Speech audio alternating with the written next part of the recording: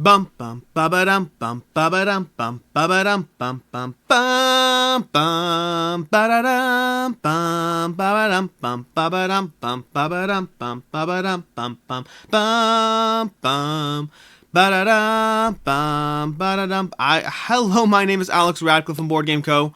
And this is not Game of Thrones. This is going to be Mythic Battles Ragnarok, covering the Kickstarter. Should you back it? Should you not? And I can't hum Mythic Battles Ragnarok because I don't know the tune well enough or something, so I just went with Game of Thrones. And before we jump into the Should You Back It, Should You Not, I will be playing the trailer from the Kickstarter because honestly I just think it's a really good trailer. And so let's go ahead and hop over to that, and then from there we will hop into the Kickstarter.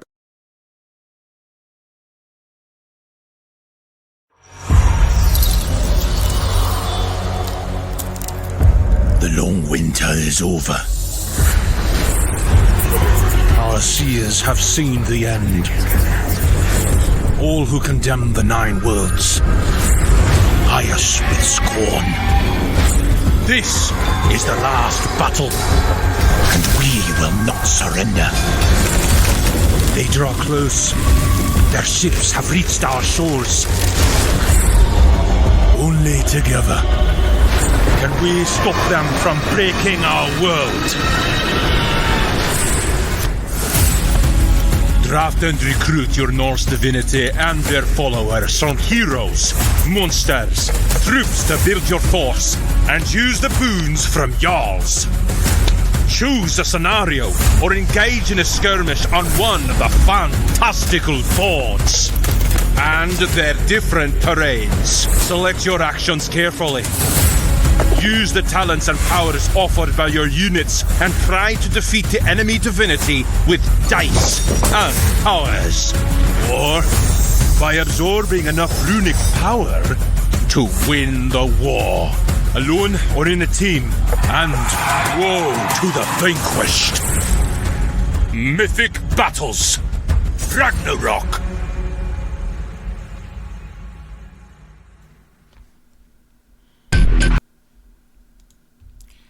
And so, that is going to be Mythic Battles Ragnarok. That is the trailer, and generally I show trailers in Kickstarters for, well, one of a few reasons, and both of them are going to be true here.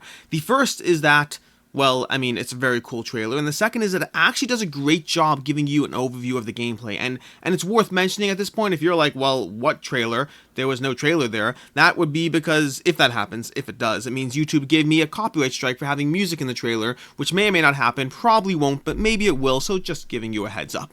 And with that, let's take a look at this. And this is going to be 4,000 backers, $734,000 raised day one. This will likely cross $1 million well before it hits that 24-hour mark. Keep in mind, if you're on Eastern Standard Time or anything like that, I'm on Eastern Standard Time, then that means this launched later in the day for us, which means this has been up for literally a handful of hours when I'm filming this, and we're already closing in on that $1 million mark, which is not going to be much of a surprise for a Monolith Kickstarter. I mean, Monolith is going to be the company that has brought you, well, a whole bunch of Kickstarters that have done tremendously well, from Conan, from Mythic Battles, Pantheon, from Batman, from Claustrophobia, and they've basically done almost every single one. I think every single one of the Kickstarters has had some sort of reprint or next version. I mean, they don't abandon properties, they invest in them. We've had Conan, we've had a reprint for Conan, we've had Mythic Battles Pantheon, we've Mythic Battles Pantheon 1.5, we have Mythic Battles Ragnarok now. We had Batman the Gotham City Chronicles Season 2. I believe I've heard we're getting a Season 3 as well.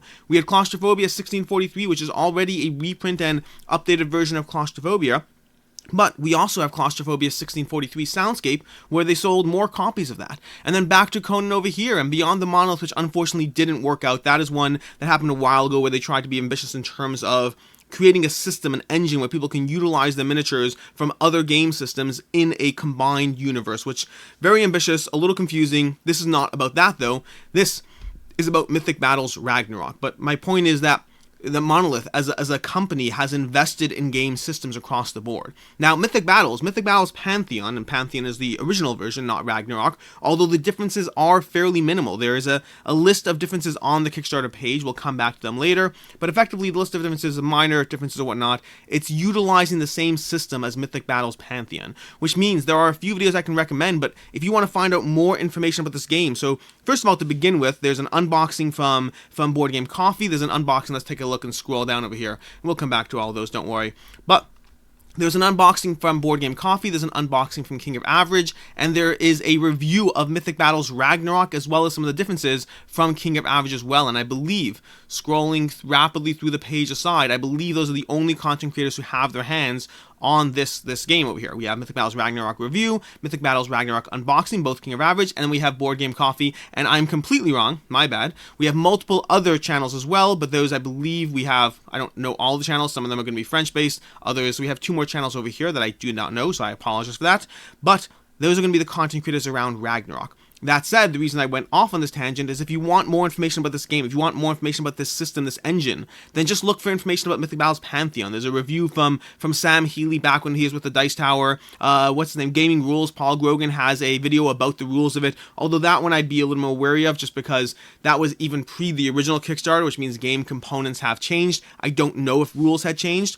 But there's a lot of content around this game because anything you want to find out about the system will mostly apply to both. Ragnarok is likely going to be a streamlined, more developed version of Mythic Battles Pantheon, but it ultimately is the next iteration, leaving most of the stuff the same. This is already the subsequent iteration of 1.5, which is already the refined and updated version of Mythic Battles Pantheon. So information about both those systems is going to give you information about this game.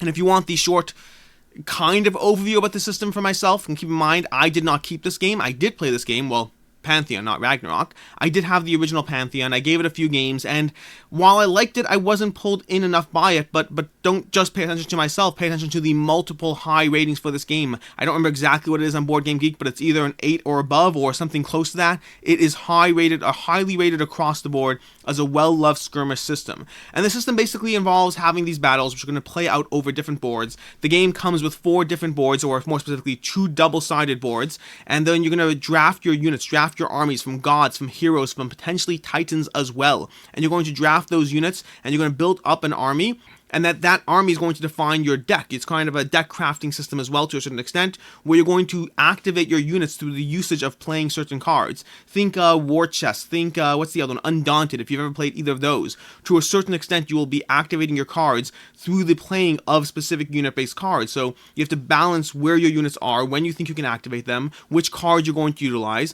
and along the way, it's not a purely skirmish system where you're trying to take out your opponents. While there is a degree of hurting each other, and more specifically as you hurt people, you're going to lower their stat bars. I wonder if we can find a good image here of their stat bars, but you're going to, I don't want to get distracted over here. Let's see, stat bars, somewhere over here. So you can see over here, this is going to be a stat bar of a unit where you have a little bar that goes over the card that lists their stats. And as they get damaged, their stats will lower. So you certainly are being conscious of how to take down your opponent, take down their ability to be an influential force on the battlefield.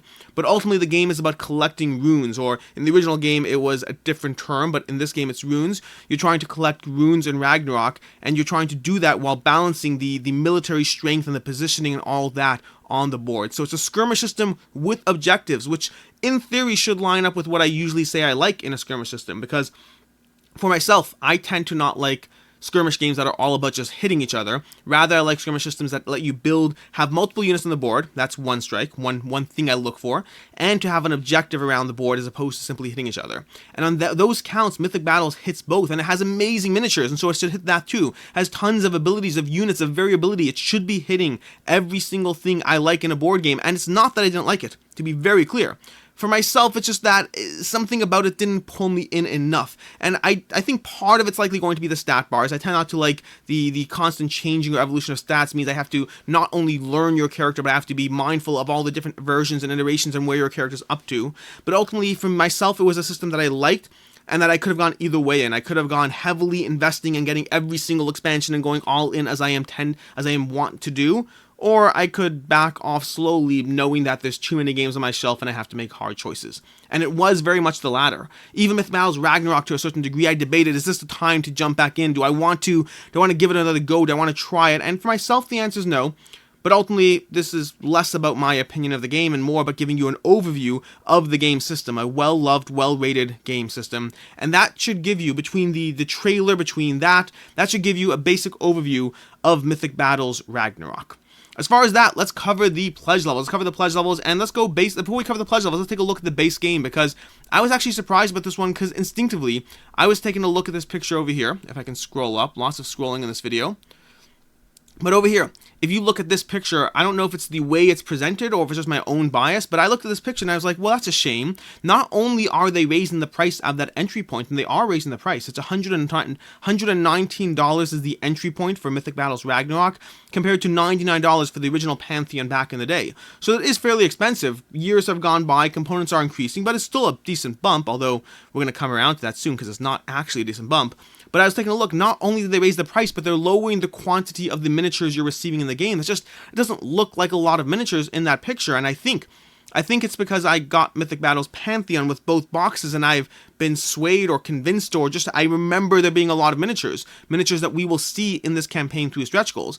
Because miniature to miniature, there are 37, forgetting for a second the scenery, there are 37 units in both the original Mythic Battles Pantheon as well as in Ragnarok. It is all the components from the boards, from the cards, from everything you see, basically lines up nearly exactly. I think there's like 15 more cards in Pantheon than Ragnarok, but I'll let that slide. And that's overall, the base game to base game is going to be very similar in what it's giving you, although the main difference is that Mythic Battles Ragnarok is going to be giving you miniatures for the terrain, where the original Pantheon came with these 2D cardboard stuff that's slotted together as like games like Photosynthesis or games like Crossmaster Quest, or whatever it is. This Mythic Battles Ragnarok is giving you 3D miniatures out the gate, something that you had the opportunity to buy for $24 in Mythic Battles 1.5. So in 1.5, in the second Kickstarter, you could have bought those for an additional $24, which means it's not $119 versus $99. Effectively, it's $99 plus $24 to $119, or effectively a $5 savings despite the time, the increase in materials and all that, overall making the base pledge alone, before we get into stretch goals, a pretty decent entry point compared to the original, all things considered so far. And so with that, before we go through the stretch goals, let's take a look at the actual contents of the base pledge, then we'll take a look at the various pledge levels, and then the stretch goals.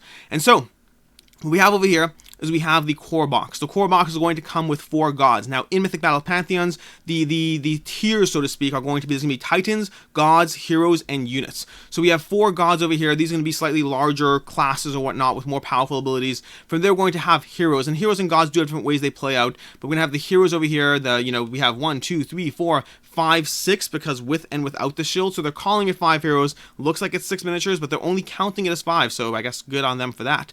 We're going to have 4 monsters. I apologize, forgot the monsters. We're going to have 4 monsters. We have monsters over here, which are going to be the Fenrir. We're going to hear him, Jotun, or it's Jotun. I think it's Jotun, not Jotun. Jotun's my bad. And by the way, I didn't know that. I just saw that on a comment on the King of Average video, and it's better I get corrected in advance, I guess. Then we're going to have troops. We're going to have 24 miniatures for the Berserkers, is it Joms Vikings? The Joms Vikings? I don't know at this point. We have the Oathbreakers, the Shield Maidens, the Seers, and I'm not going to try that. And that's going to be what we have as far as miniatures. 37 or 38 miniatures are going to be in the base game before stretch goals. We're going to have 2 double-sided boards. These are going to be the artwork on the 4 boards you have, on the 4 maps you have. And to me, by the way, this is already a drastic improvement in terms of the theme, what brings me involved in the game, than Pantheon. Like I said already, I did debate whether this is the time to jump back in. It's because I have a hard time saying no to things that look fun, and this does look fun.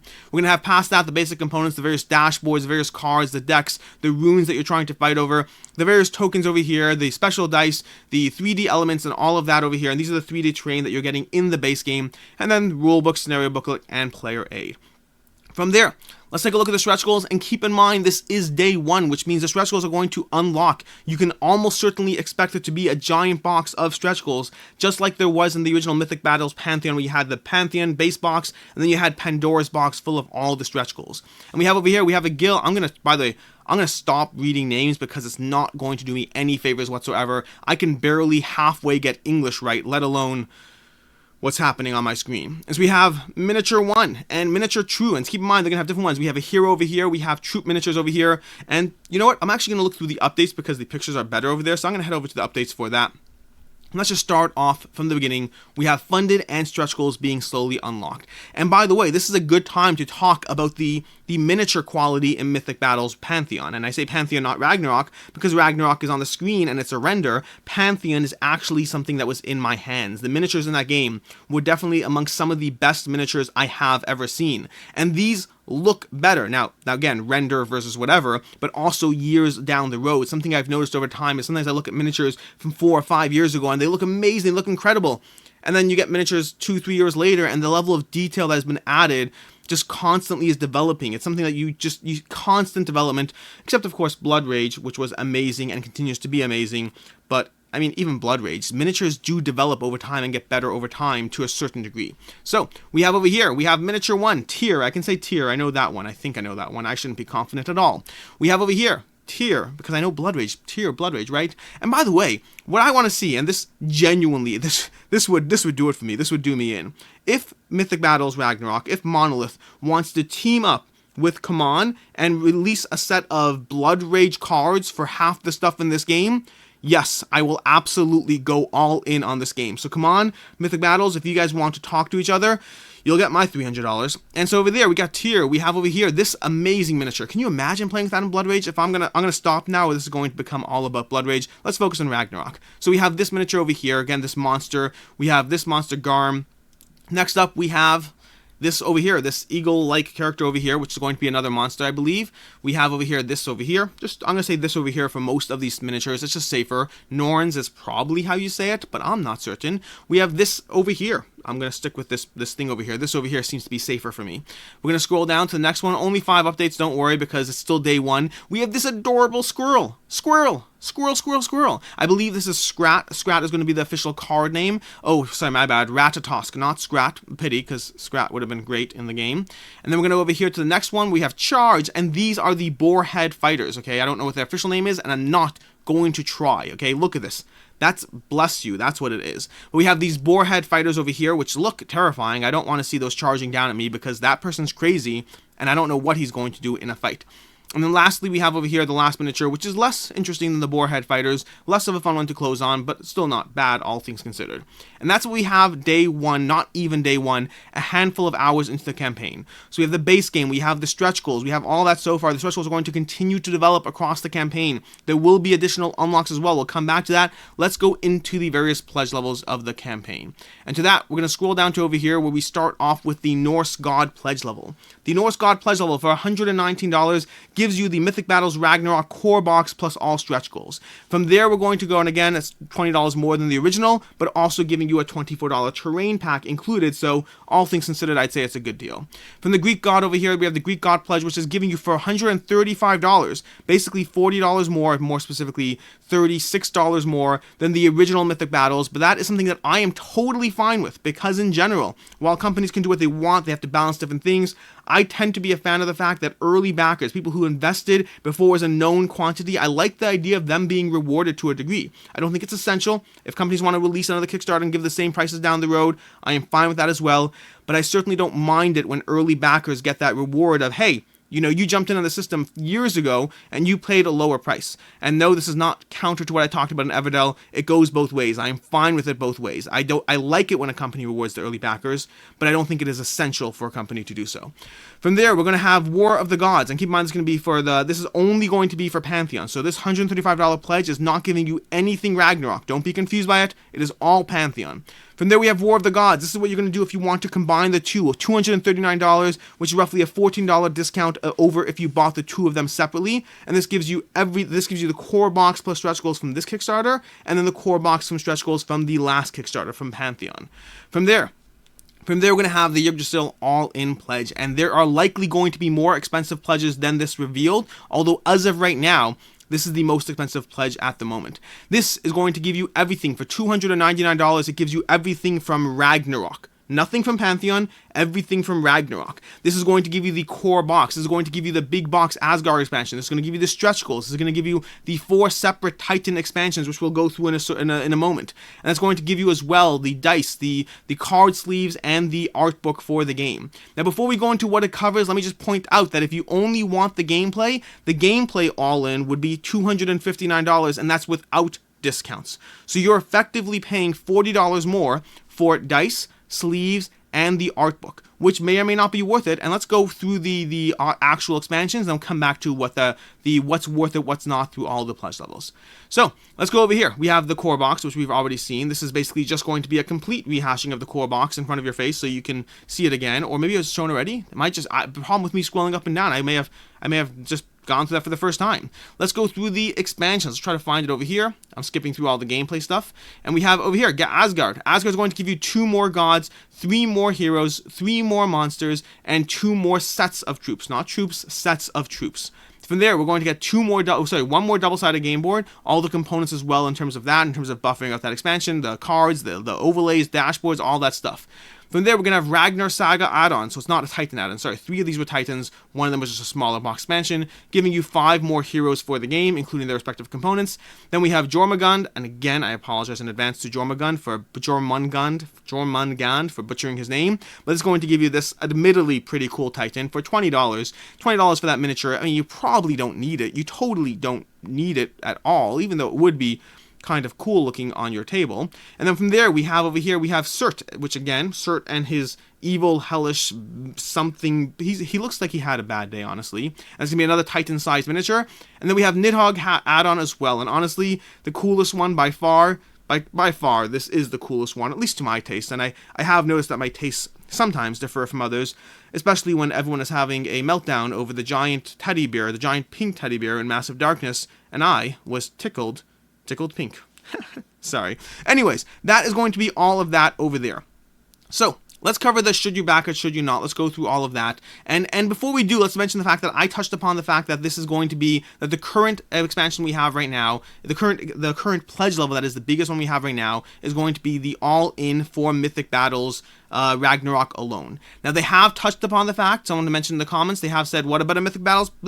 Combine them. We want a bigger, better all-in that gives us more content, perhaps expansions from the original, perhaps giving us, the all-in for Ragnarok plus the base pledge from Pantheon. Who knows? I don't know exactly what's coming, but they have said in the comments that they are working on it, so it's entirely possible, or I would say likely, that we're going to see larger and bigger add-ons, larger and bigger all-in pledges for this campaign. That's what's going to hopefully come here. Speaking of things coming, there's going to be additional other things coming. There's going to be a Conan crossover coming. They've touched upon that in the FAQ. The Conan crossover is coming to this campaign. And then there's also going to be reprinted stuff from the expansions from Mythic Battles Pantheon. If you're waiting on those will be available either later in the campaign or the Pledge Manager. For the most part, they wanted day 1, day 2, day 3, week 1 to be easier and more accessible to others. There's already a lot of information here, so they want it to be more accessible, that people are not overwhelmed by all the, well, do I get this or that?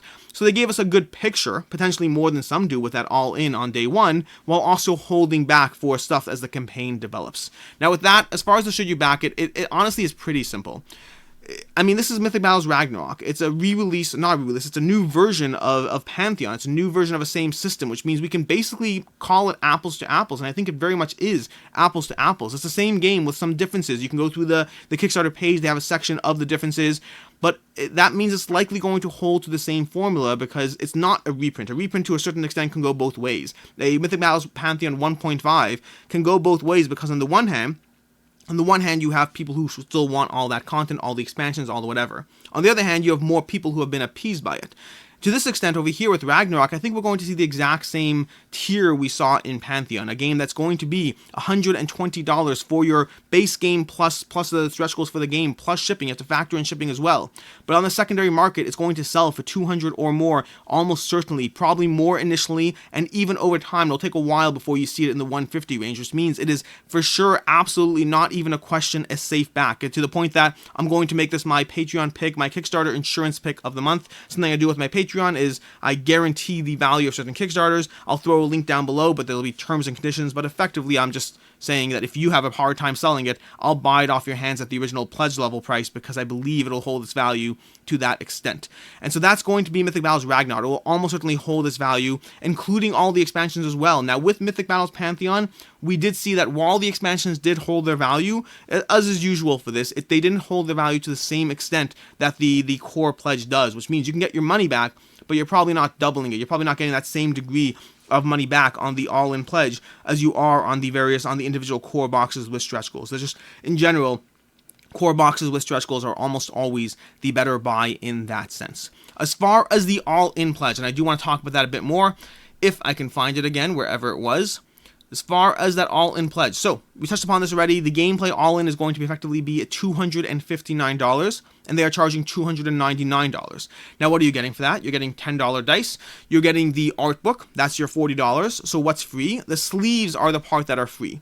Now, if we judge by Mythic Battles Pantheon, Mythic Battles Ragnarok right now has roughly $250, roughly 250 cards. Mythic Battles Pantheon all-in had roughly 700 cards. So even if it hits to that point, if it goes more, it's a different story, but even if it hits 700 cards, that's roughly a $14 value if you equate it to Sleeve Kings, which is the brand I usually recommend.